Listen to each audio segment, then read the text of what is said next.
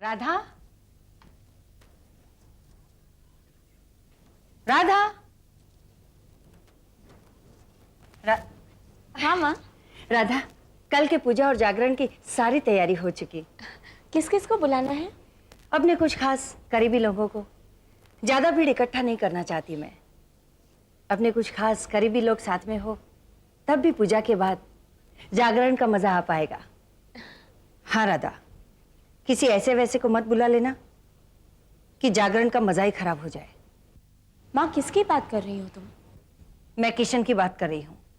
उसे यहाँ बुलाने की कोई जरूरत नहीं है। किशन को बुलाने की जरूरत नहीं? मगर क्यों माँ?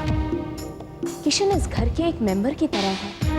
बचपन से इस घर के हर फंक्शन में आता रहा है। फिर कल की पूजा में वो क्यों नहीं आएगा? मैं इस बारे में कोई बहस करना नहीं चाहती। माँ बात बहस की नहीं है, लेकिन किशन को जानबूझकर ना इनवाइट करने की वजह क्या है? वजह तुम अच्छी तरह से जानती हो। किशन को नहीं बुलाना है बस। क्यों मेघना, ऐसी क्या बात है? यही तो मैं पूछना चाहती हूँ पापा कि अचानक किशन के साथ ये परायापन क्यों? इसलिए कि तुम अब पराये घर जा रही हो। माना कि रवि खुले दिल का लड़का है, इसका मतलब ये तो नहीं कि हम उसके जज्बात से खेलें। क्या किशन के साथ दोस्ती रखना रवि के जज्बातों के साथ खेलना है? माँ, तुम ये कहकर मेरे कैरेक्टर पे शक कर रही हो। मैं इस बारे में कोई बहस करना नहीं चाहती।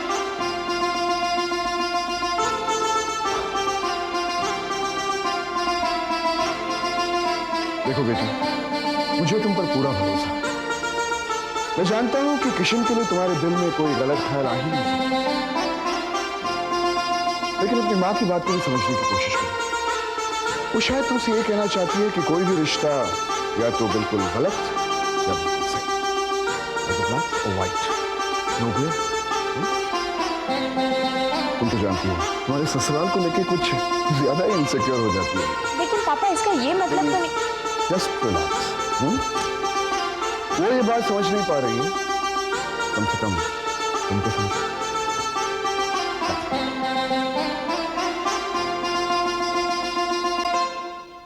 मतलब रात भर जागरण है?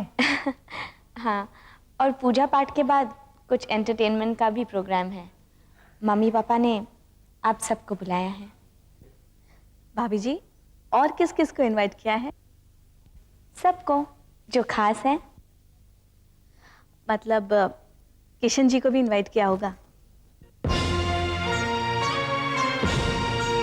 हाँ, उन्हें कहा तो है। तो शेर और शायरी का रंग तो जमेगा ही। अगर वो आएंगे तो। वो क्यों नहीं आएंगे? वो कह रहे थे कि वो कुछ बिजी है, शायद नहीं आ पाएंगे। दादाजी, हमें तो फुर्सत ही फुर्सत है, बशर्ते कि कोई खास तौर पर हम नहीं बताते। जब सबको बुलाया है तो आपको तो आना ही है ना? अब आप इस तरह इनवाइट कर रही हैं तब तो हमें आना ही पड़ेगा। बाबा शहर में नहीं है तो उन्हें रिप्रेजेंट तो हमें करना ही है। सो तो है। बिल्कुल है। पाशा जंग की गैर मौजूदगी में मुझे सिर्फ तुम पर ही भरोसा है। आपके भरोसे पर कोई आंच नहीं आएगी नेताजी। आप मुझे सिर्फ इतना बता दें कि आपकी प्रॉब्लम क्या है। एक बहुत ही खतरनाक ब्लैकमेलर है शिवा, उसके हाथ मेरी एक दुखती रग लग गई है। इसका मतलब मामला पेचीदा है। हाँ, यूं समझो कि मेरी जान पर आ बनी है। वो चाहे तो रातों रात मुझे तबाह कर सकता है। फिक्र मत कीजिए, आज की रात ढलते ढलते आपकी परेशानी हमेशा के लिए दूर हो जाएगी।